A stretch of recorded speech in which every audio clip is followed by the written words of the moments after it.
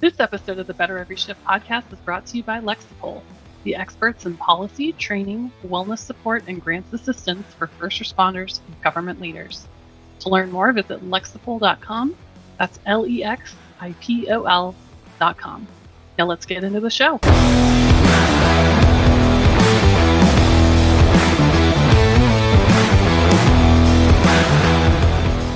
Welcome, everybody, to the Better Every Shift podcast. My name is Aaron Zamzal. I'll be your host. Down below, my co-host, Janelle Fosquet. And we have a guest today because we're all about heart here. And not just cardiac issues. We're all about kind of what you do with your heart. You feel, you have relationships. Sometimes you get a little mad. Sometimes you get a little frustrated, act like a little child. It's all involved with relationships. And today we have Dr. Rachelle Zemlok, who is, first of all, a doctor. So I'm a little intimidated right off the start. But doctor writes for Fire Rescue One, Cortico. She actually has a highly rated book on Amazon. She's a licensed clinical psychologist specializing in work with first responder families. And that's because she's walking the walk. She's married to one. So far, our conversations off screen, she's just been shaking her head and going, boy, I can relate with you, Sam. She's also a strategic wellness director at Lexipol. She writes a lot of content on this. She's going to be speaking or has been speaking on it. She also supports spouses and family members through the Lexipol's Cortical Wellness app. She's the founder of First Responder Family Psychology. And again, she's got a book on Amazon called The Firefighter Family Academy, a guide to educate and prepare spouses for the career ahead. And she's in her office right now. And my first question is, where is the couch? Yeah, the couch is here. Oh, wait. What? Right behind. Okay. Where's the Kleenex? Oh, the Kleenex is here as well. It's always nearby. Okay. All right. Okay. Got to have But that too. I always say, it's an awkward thing for first responders sometimes when it's their first time coming in for therapy. And so I always say when they walk in, I'm like, here's the couch, just how you imagined it. And it kind of Yeah. lightens them. They're like, okay, like to get, it's like, it's not that bad. Like sit there, it's going to be okay. And usually we move on and it's Yeah. fine. But Yeah. it's like they Well, walk in, they're like, the couch. Well, and that's the thing, right? Right. Like just to get us in there as first responders, Yeah. that's a huge move.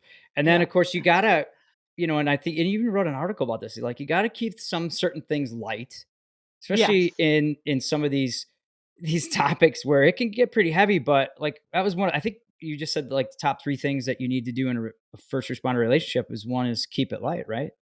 Yeah.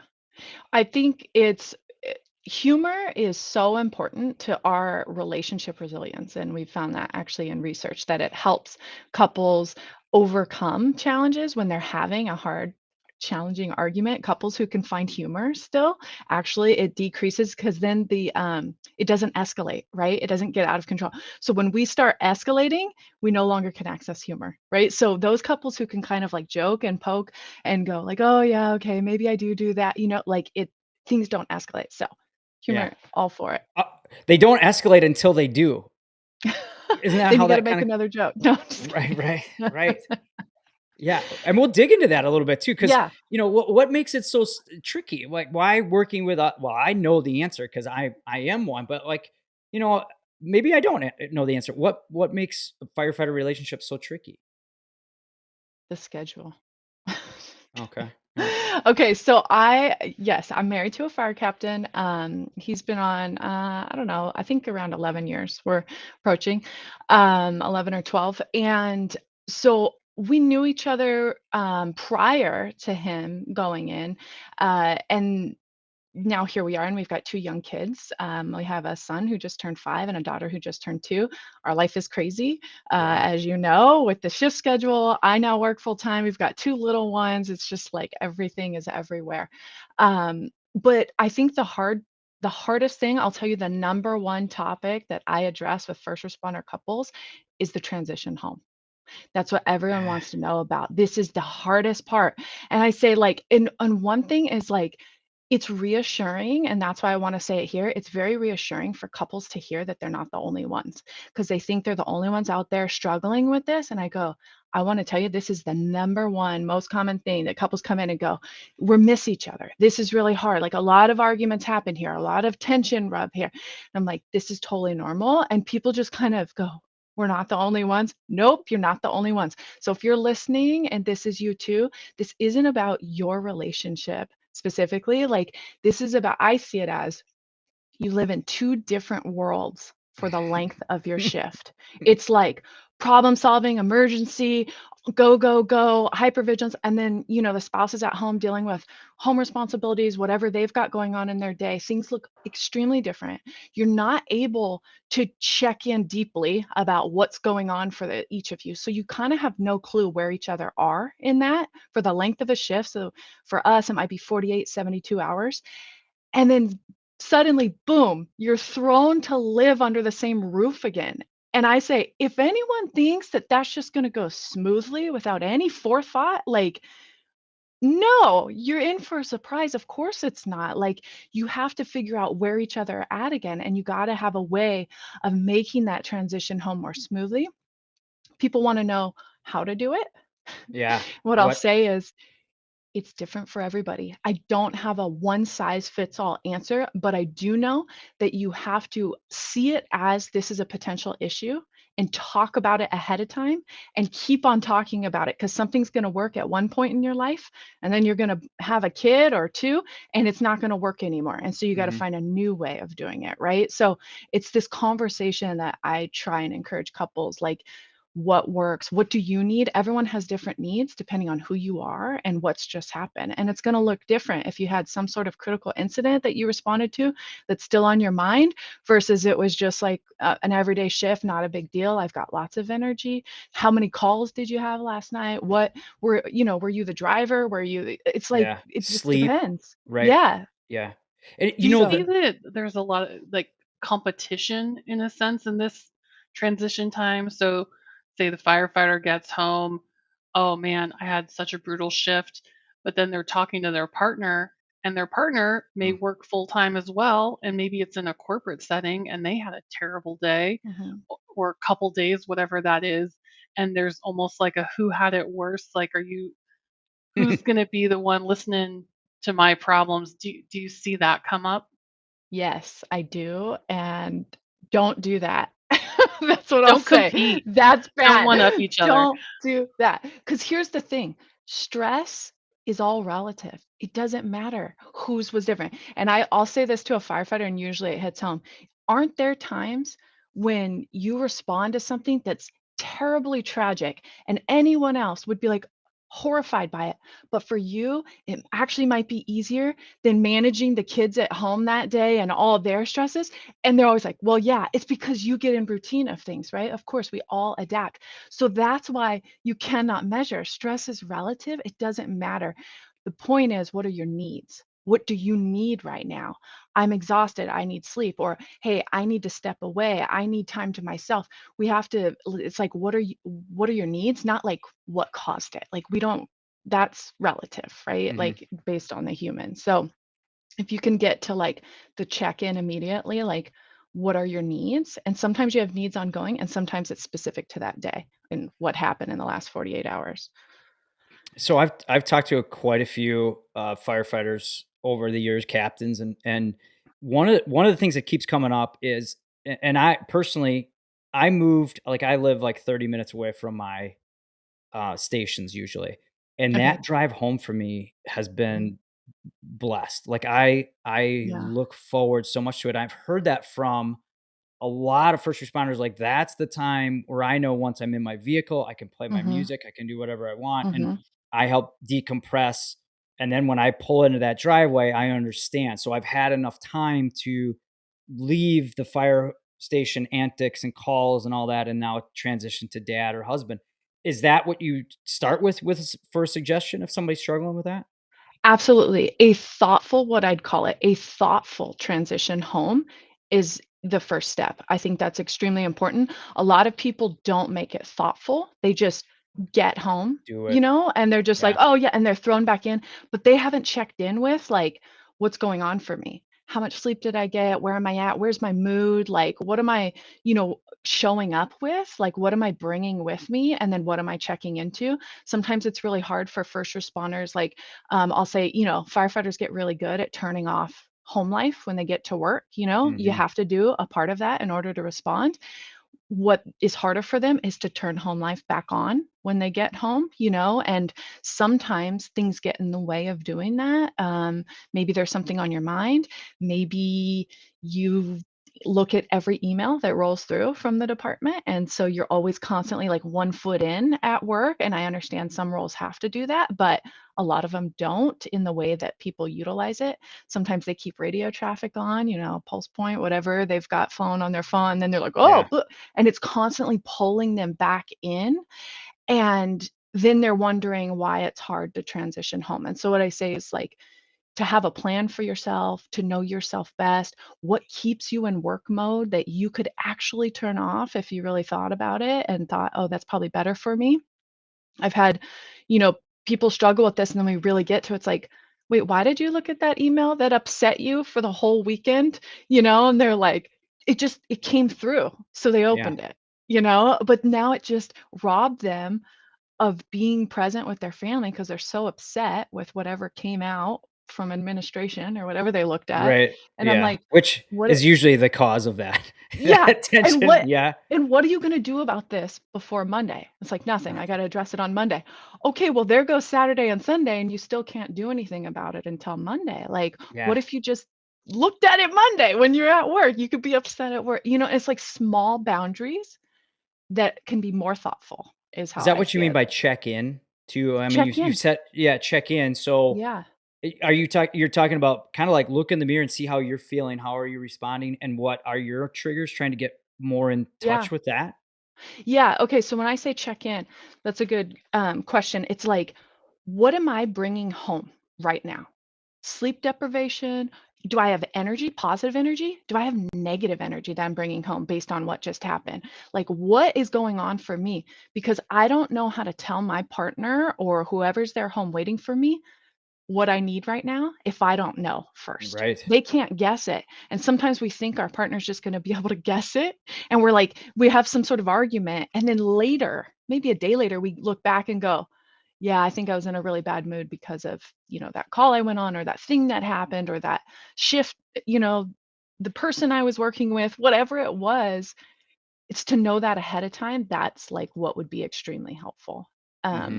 So that is what I mean by check-in, if that makes sense. Yeah, very Yeah. much. Yeah, and when someone gets home, even if they're communicating well, they've checked in with themselves, and you mentioned it's all about needs. So, what if the needs do not match up? What if, firefighters getting home, their need that they are communicating is, I need alone time right now. I need to go decompress. Uh, And what if their partner is like in the opposite mode? Like they've been pulling their hair out for 24 hours and they just Mhm, desperately are mhm. seeking connection or assistance. Like when they're at an impasse in that moment, what's the best thing that they can do?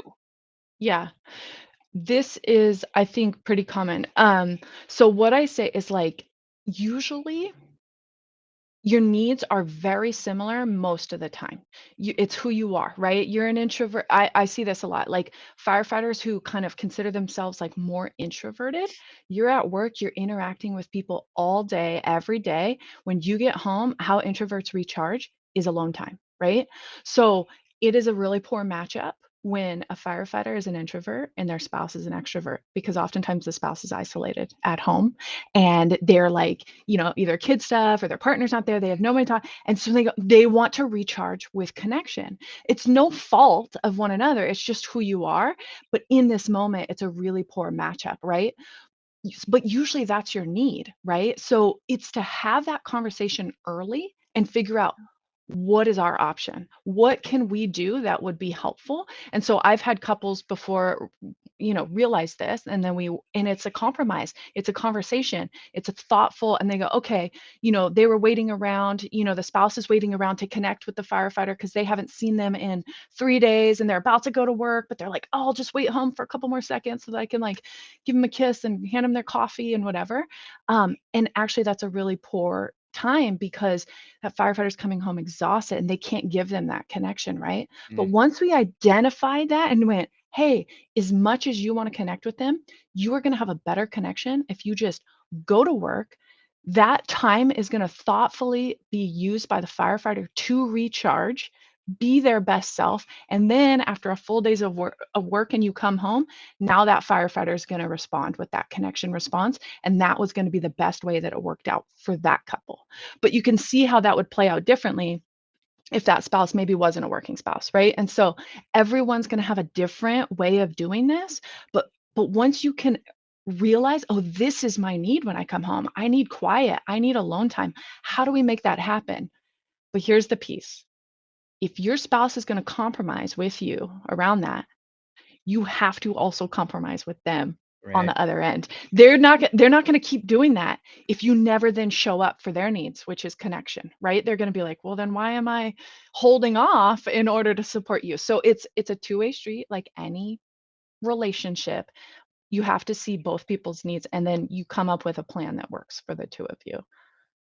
Do you see Yeah. us as first responders, like when you're giving this information to a firefighter, do you feel like we receive it as well as like everyone else, or are we, uh, is there, I guess, are we more difficult to communicate to on the therapy level than most people because of kind of, we kind of get this, level of protection I think we build up?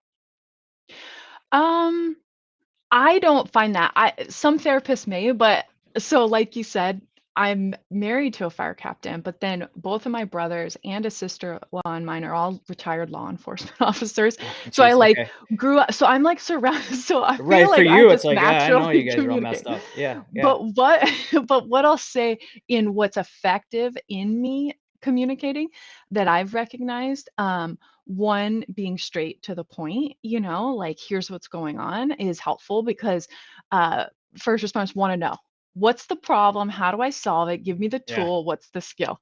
So, exactly, yeah. being more direct, and if you're interested, like, the type of marriage counseling that I do is skill focused, and there's a reason why. It's like, "Here's what research says works. Do this in this way." And I feel like first responders are so grateful. They're like, "Okay, I can do that." Yeah, It's like yeah. very direct. Um, Give me the and guideline in for yeah, this the situation. guideline. That's how we What do I operate. do? They Yeah. want That's the exactly it. SOPs and That's SOGs for the relationship. exactly for connection. And I've got that. I've got what you're supposed to do. So that's helpful. And the other piece is I do think that you get so wrapped up in the back and forth and living your life and everything that sometimes first responders don't even know what's going on for them and what they need. But when I can see it play out or I can hear it or it's the same thing going on over and over, I can say, here's what's going on for you. And this makes sense based on X, Y, and Z. It's not that you don't want to connect, it's that you're physically incapable at that moment based on Mhm. what's happening at work. And I can give some education around it. Like there's a biological process. When that alarm goes off, your cortisol and adrenaline is shot through the roof so that you can meet the need. But when you get off shift, your body has to recover. You're completely exhausted at that point, and it's hard to mentally focus and connect. The spouse needs to hear that. The firefighter needs to hear that. And we go, this isn't about taking it personal. It's about understanding how this job is having an effect on you, and then how the two of you can work around that and not take it personal, right? And sometimes just putting this in words, they're like, yes, Yeah. like Right. that's what's happening. And it's like they didn't even know it, right? And so that's where I have this, greater mission of like getting people the actual unique information that they need about their life because first responders and their spouses aren't getting that. And then they're trying to figure all this out like with every other marriage book out there. And it's Mhm. just like, it's not helpful because there's so many unique differences Yeah. for Or them. worse, they're taking it from another first responder who's on their 3rd relationship. Isn't that what always happens? Like, you want tools from your therapist and you want your people your, coworkers to listen, and you get it the opposite way sometimes, right? Like, Yeah. Yeah. But I will say people have gotten better, at least I've seen in my practice, that they are sharing therapist recommendations like, "Hey, yeah, this worked for us. Go see this person." And I have numerous first responders who come to see me because their buddy at work said that you saw them for their marriage, and I'm like, people are sharing resources. That's great news. yeah, That's really yeah. good. And it shows that maybe some of that stigma that was there from decades prior. Uh, what do you say to firefighters who still hold on to that nervousness around therapy? I mean, I think that anyone would be nervous around therapy, right? It's kind of like an interesting thing that you're like, I'm just gonna go talk to this stranger about like everything that I think about life. And so I think it's normal to be nervous. It does seem to be more and more common because therapists are really booked up right now, which shows that a Yeah. lot of people are interested in going to talk about things. But what I'll say is like, you're not sometimes there's a bad fit, right? Sometimes it's not gonna feel right, but it's like going to see a doctor, right? You're gonna be like, "I did not like that one," and then you go find another one the next time. You don't wanna hop around a ton, but there is a such thing as a good fit. You can look people up, you can call them ahead of time, "Hey, this is what I'm gonna talk about," and usually we know, and first responders are really great at assessing people. You kinda know right away, either I like this, we click, or we don't. Maybe you watched a video. This is I do a lot of things on, like, Instagram and things.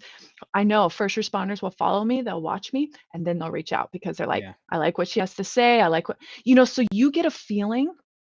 Usually that can kind of settle some of those nerves, like, "Oh, I spoke to them on the phone, they seemed cool," or, "Oh, I like what they have to say," or, "I heard about them through someone else," and I think once you can get over that, like, "I think this is gonna be a good fit," you know, you feel less nervous.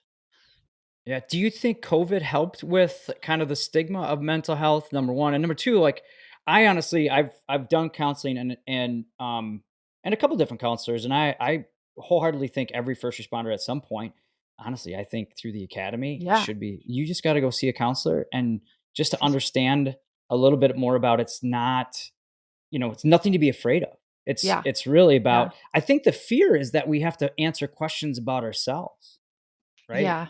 Yeah. Yes, and okay, so it depends. I've seen people worried, like maybe something's really bothering them and they don't wanna talk about it, and what I'll say is, like, as a therapist, like, you control what Mhm. I'm not gonna Yeah. make you do anything, so you either No, you come need in to. yeah, Yeah, it's right. like you either come in, you talk about it, "This is what you wanna talk about," or you say, "There's something, but I don't wanna talk about it yet." "Great, okay, what do you wanna talk about?" Right? It's like you direct things, and maybe that's some of the fear is that I'm gonna have some sort of witchcraft of some sort and make them talk about it. Voodoo, yeah, make me Yeah, talk about voodoo. yep, yep, Yeah, and, I'm here to support your marriage. Like, I'm not here to referee, like, who's right and who's wrong. I'm here to help the 2 of you, like, figure out what's right for you, and let's get to a place that feels better for, the 2 of you. How do you communicate better? Like, I think people are really concerned that they're gonna be, like, proven wrong or something, and then it's gonna look bad on them or, so it's to make you feel better. And even if it does sometimes feel hard when you're in there, the ultimate goal is to make you feel better, right? So yeah, yeah, feel better about the You asked the relationship. COVID. Yeah, Yeah, did the COVID COVID thing help? too. Yep, I think that more people I think people struggled a lot, in COVID, and so maybe they're more open to it. People also had more time to think about themselves and what they need and slow down. And so maybe they've always wanted to go to therapy and never did. And so then they were like, "Oh, I have time now. I'm here at home. I can yeah, go to therapy." The other thing yeah, is or the therapy became more accessible I through was just gonna virtual. say that, and maybe the stigma was lifted a little bit, right? Yeah, yeah. Okay. I think for first responders, virtual therapy, though some will be completely like, I'm not doing that, it's been more accessible because your shifts. Sometimes you live far away, right? Yeah. Or maybe there's not a specialist. You really want to see somebody who specializes in first responders. And unfortunately, they're not everywhere. Well, now it's opened up to anyone in your state when it's virtual, right? So I can see anyone in the state that I'm licensed in. So now I can have a client in Southern California who never had access to me before, right? And so there are some Right. benefits that have It's kind come of out like for you're doing first therapy responders. for me right now too. I mean, like, honestly, Yeah. that's why I'm asking these questions. These aren't What else? like, yeah, Janelle is like, hey, you're way off target. These aren't what we were going to ask her. I'm like, this is all about me. You guys didn't know this is my therapy. Go ahead. Yeah, Why don't you take a seat on the couch and we'll just yeah. get into it? Hey, well, let me ask you this, since this is like, what's the worst thing to ever say to my partner then during an argument? Okay. So I talked about the method of therapy that I practice is called Gottman's method. Dr. John Gottman is a world-renowned researcher on marriages. He did this incredible research where he literally observed thousands of couples over decades and just followed them, and he never intervened. He just watched what happened. Okay. So he got to see what led to happy, successful marriages and what led to divorce. Okay. So they would like video, then, couples, and then go like start gauging, okay, when they interact in this way. Then they did so much science behind this. He turned it into a science relating, and he could sit with a couple, watch them just have some sort of challenging discussion for like 15 minutes, and then he could predict with 83% accuracy whether or not they were going to get divorced in the next like 5 years. No one Wow. in psychology can do that. Okay. It's really hard to turn relationships into science, but he found a way to do it. I'll give you his book reference if anyone's interested in reading his book. But what I'll say, I use his method because it's so science based and it's so skill and tool focused. So, what he found when he was watching this is there are four things that lead most heavily to divorce when you Okay. are in conflict. And so this is what I think is interesting and important to know. Criticism, and he calls these the four horsemen because he's like, when you start seeing a lot of these, this is bad news. Like, we need help. Okay, so criticism, and it's not that they never come up, but it does. Criticism is when you are complaining, you're making a complaint like it's part of your partner's character versus just a thing you're upset with, right? So a criticism would be like, "You're so lazy." When I see laundry on the ground, "Gosh, you're so lazy," versus, "I get really frustrated when there are clothes all over the floor. Can we, find a way to work towards it?" Right? It's like Yeah. that's a difference in a complaint, but it's the same thing, right? So criticism is one. Defensiveness. So if your partner brings you feedback or, "Hey, I feel like this has been going on," and they're like, "Okay, well, what about you? What about you and Yeah. all the things you've been doing?" Right? Okay, that's defensiveness. It's like immediately deflecting. Okay, that's the second one. The third one is, oh gosh. Oh, shutting down. What he calls stonewalling. So when a argument is escalating and you just like turn off Yeah. and you just like go to the TV or you walk Whatever. away. Right. Yeah, Whatever. you Yeah. disengage completely, right? That's the third one. And then the last one is contempt, which he found most heavily correlates to divorce. So avoid this at all possible. And this is in any way, shape, or form, making your partner feel less than you. And I'll give you some examples because this is a hard one. You can do this by saying, "Seriously, really, that's what you think about this?" That's like this tone that like I am better than you in this situation. It could be a look or an eye roll. Like you look at somebody and you're Yeah.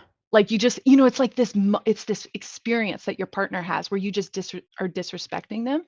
That is the most like corrosive to a relationship. Okay. So those are the four Yeah. horsemen. Kind of like Janelle was saying earlier, like how if you start to compare days, when Yeah. you get home, that's horrible. Like, seriously, your day was tough. I'll try to, Disrespectful. yeah, yeah.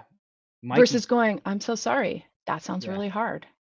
My day was hard too. We went Yeah. through X, Y, and Z, yeah. like Mikey threw Yeah, it's Cheerios not in the VCR mutually again. Yeah. exclusive, absolutely. both people can have a bad day. One doesn't have to be worse than the other to gain some understanding there. Absolutely. You can lean on each other. We've both had these terrible days. Gosh, Hmm. how are we going to take care of ourselves today? Well, So Yeah, And I those are the think things. that, when we think about the four, right? The four horsemen, like we've all done at least one of those at some time in our relationship. Like no one should be Even panicking nope, here even the that happy couples Mhm. that marriages lasted had these. But what he will say is the happy couples that lasted did not usually have contempt.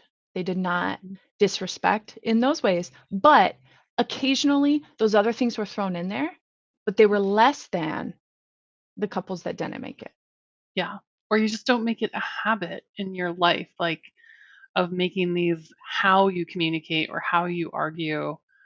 Things are going to happen. People are going to have Mhm, fights. People are going to say dumb things from time to time and hopefully apologize and mhm, learn from the mistake made during mhm. the argument. But yeah, Yeah, not making it like your go to strategy for arguing is stonewalling, for example.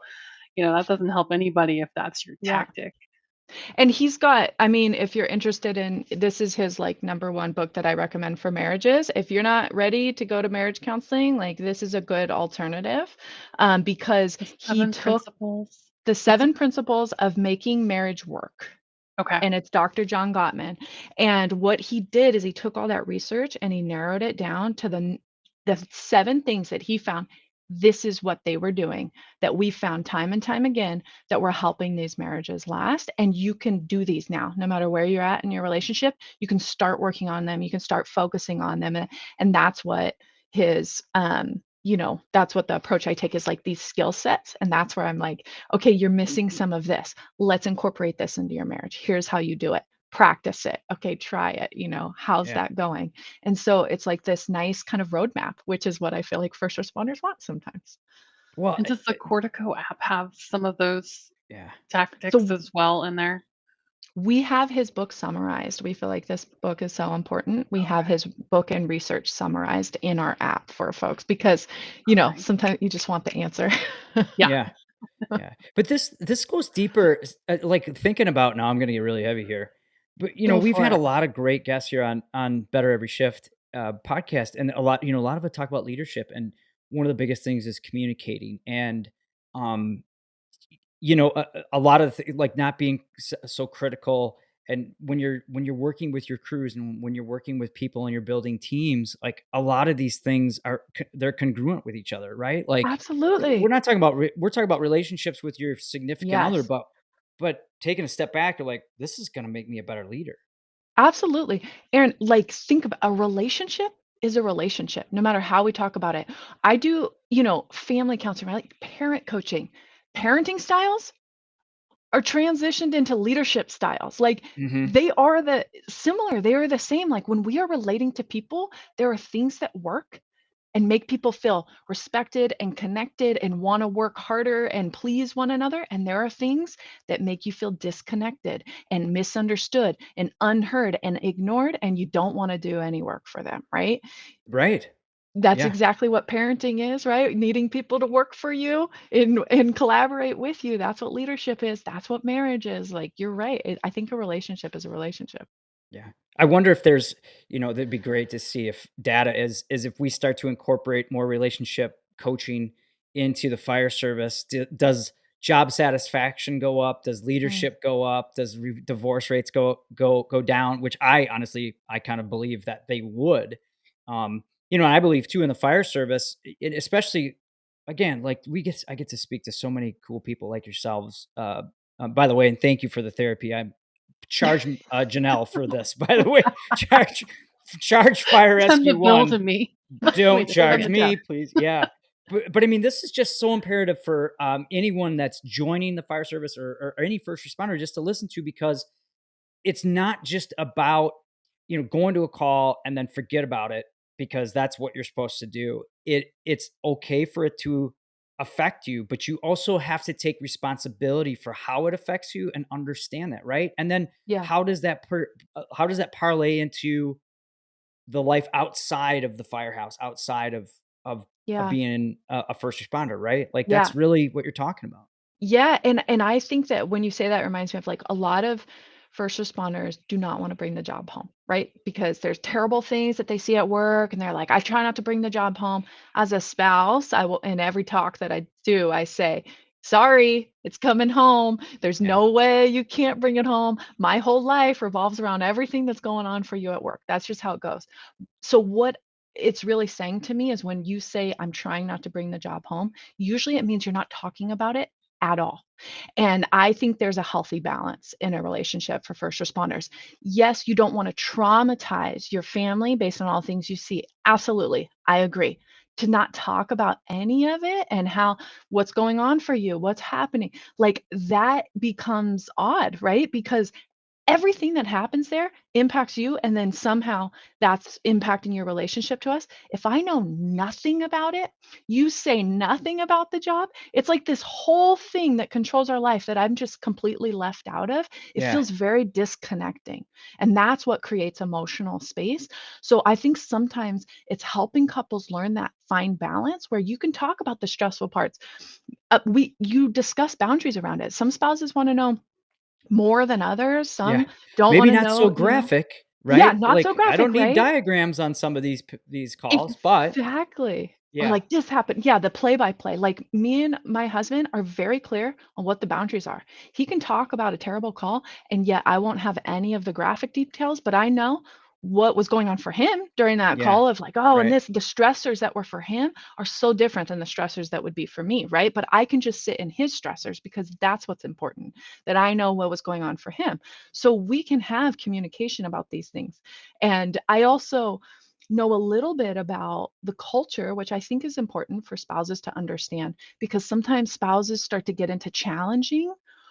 Well, doesn't your, captain know this and why did they? And it's like there's like a whole structure that is really hard to make changes around. Things have to go a certain way in order for everyone to fall in line. So it's important for the spouse to also know to listen is like one of the most helpful things. And this is for Yeah. first responders too. Everyone wants to fix each other's problems. Gottman's research showed that to reduce your partner's stress, you just need to make them feel understood and less alone. Those are the key factors. It's not to fix their problem. They could have a massive problem. It's understood and less alone, and we suddenly feel better.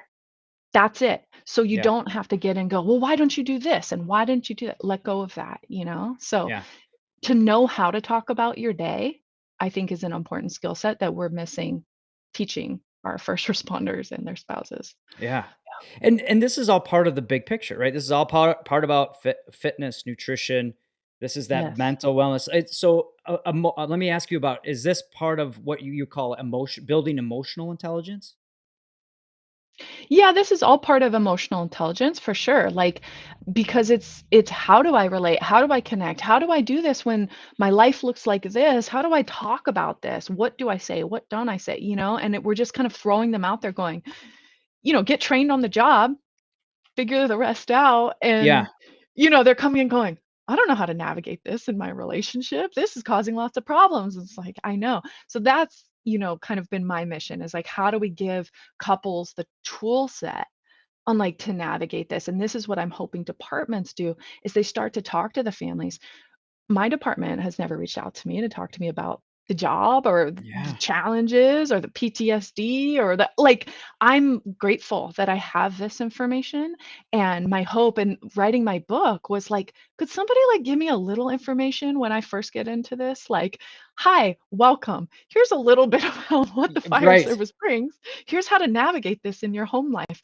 And that's what my book it was. It was the pamphlet that I wish somebody handed to me when I walked in to Yeah. be like, "Welcome, and here's some tools." And so, you know, Well, hopefully I'm gonna thank a lot of first responders who I hope have listened to this and went, "Okay, well, I'm not so messed up." And, hey, like, please, by the way, we need more people to listen to this other than Janelle's and my mom too. I'm kidding, by the way, but have your spouse listen to this because I think you're exactly right. Like, it's great to have both parties involved in this because, and you mentioned something that there's a quote from Captain Frank Leto from FDNY. He said, uh, for us to expect we're not affected by the job is like someone walking through a lake and not being wet. Like it's absolutely. gonna affect us, and we need to look in the mirror and understand how that affects our relationship. So Mhm. this is awesome stuff. Thank you so much for the 4 points and for providing me with this therapy, and I hope other people can learn from it. Um, Absolutely. And so we have hot seat questions. So we're at the end, we're gonna just throw you some quick questions about relationships, and we're gonna put you on the hot seat. You ready? Okay. All right, Janelle's All gonna lead it right. I off. want to know, in the spirit of helping others feel like even the experts have a relationship struggles sometimes, uh, if you're willing to share, what's the dumbest fight you've had with your spouse recently? Truly The just didn't need to okay. happen kind of level. We've all This done this. Yeah, yeah, yeah. This is good timing because it was about a show that he really wanted to watch and me to watch, and I just was not interested. A And we TV went show? back and forth. Yeah, I'm like, "Nah," and it's like, "Don't you want to watch it?"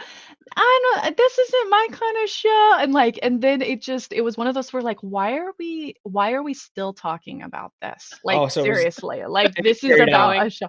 And then we just like, let's go to bed. Like, no show, no show, no TV. So Don't let the it was, TV fight escalate. yeah, this is perfect timing because we both looked at it eventually and we are like, seriously, this is ridiculous. Let's move on.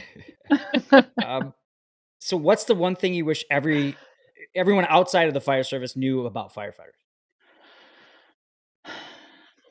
That, um, that they have a whole family behind them in order to help them do the work that they do. Like I live in California, we've got a whole fire season. I will get unlimited text messages checking on my spouse to know how he's doing out there when I might be at home losing my mind with the kids while he's gone for a week or two. You know what I mean? And sometimes it Yeah. feels hard that people just see like, "Oh wow, they must be." And he's like, I'm doing what he feels so passionately about what he's doing. He it's hard, but he's enjoying it, and sometimes people forget that the family is affected in other ways. Mm, yeah. Absolutely. So then, obviously there are things that we can do to de-stress, including take some time off of work or vacations. So what's the best family vacation you've had? We love going to Southern California, but I'll say like in general terms, we have a lot of cousins. We've got grandparents that are very involved. We do lots of vacationing with family.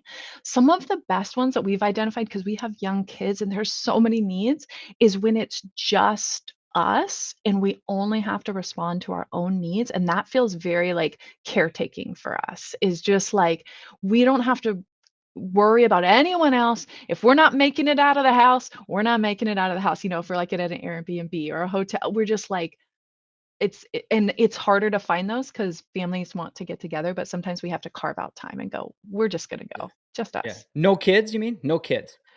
Oh, those you said family.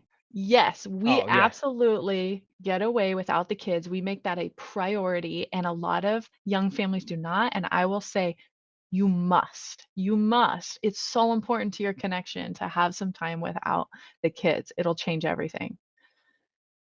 Okay, I got Yes. one. This one's unscripted, but what we're all about is how can we be better every shift, or how can we be better every session? Ah, why didn't I come up with that earlier? Right? For a Yeah. psychologist. Yeah, What do yeah. you what do you do personally to make sure that you're still, you know, being true to yourself and staying on top of your game as you hear about everyone else dealing with these Yeah. issues? Yeah.